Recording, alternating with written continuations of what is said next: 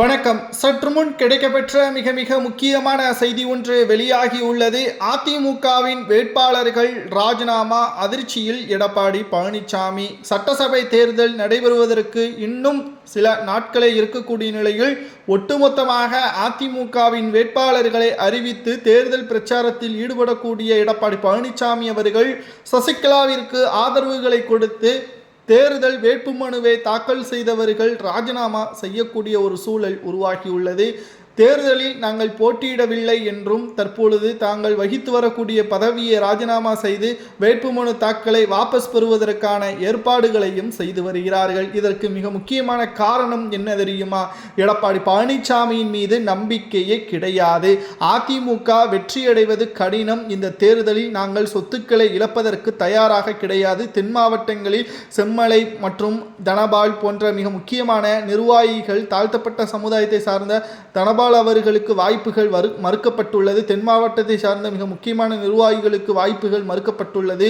எடப்பாடி பழனிசாமி அவர்கள் பணத்தை வைத்து மட்டுமே அரசியல் செய்கிறார். சமுதாயத்தில் இது நல்லதல்ல. அதிமுகவை பொறுத்தளவிற்கு அனைத்து சமுதாய மக்களும் சகோதரர்களாக பழகி வந்தனர்.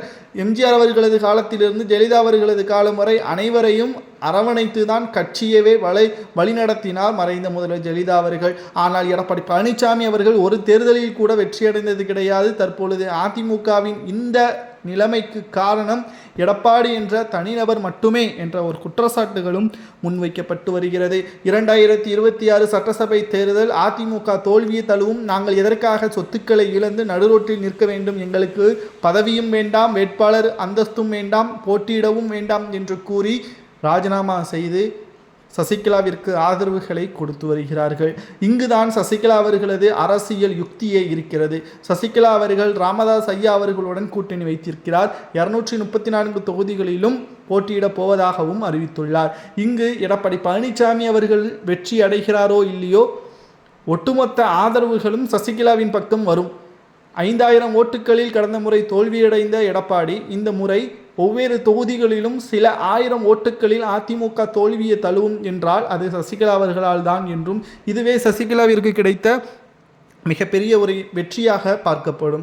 அதிமுகவில் இருந்து கொண்டு எடப்பாடி செய்த அட்டூழியங்கள், அராஜகங்கள் அனைத்திற்கும் முற்றுப்புள்ளி வைக்கும் விதமாக சசிகலா அவர்கள் எடுத்த இந்த ஆயுதம்தான். சசிகலாவிற்கு தேவை வெற்றி கிடையாது. ஏனென்றால் அவர் அதை நோக்கி பயணிக்கவில்லை. அதிமுகவில் எடப்பாடி அதிகாரங்கள் பறிக்கப்பட வேண்டும், அதற்கு அதிமுக தோல்வியடைய வேண்டும் என்பதுதான் சசிகலாவின் இலக்காக இருக்கிறது. இதனால் தான் தற்பொழுது எடப்பாடியின் விசுவாசிகள் தற்பொழுது அதிமுகவின் வேட்பாளர்கள் மற்ற நபர்கள் கூண்டோடு ராஜினாமா செய்து சசிகலாவிற்கு ஆதரவுகளை கொடுப்பது சரியா தவறா என்பதை உண்மையான தொண்டர்கள் கமெண்டில் கூறுங்கள்.